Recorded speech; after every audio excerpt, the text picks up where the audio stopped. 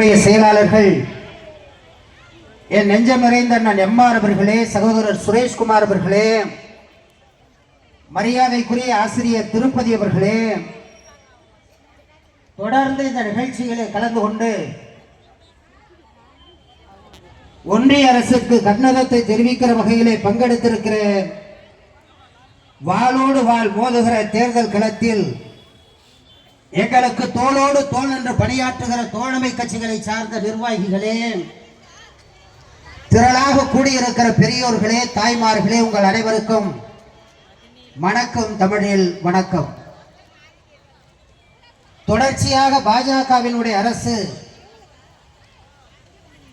பாஜக அல்லாத முதலமைச்சர்கள் எந்தெந்த மாநிலங்களில் இருக்கிறார்களோ அவைகளை குறிவைத்து தாக்குகிற காரியத்திலே தொடர்ச்சியாக ஈடுபடுகிறார்கள்.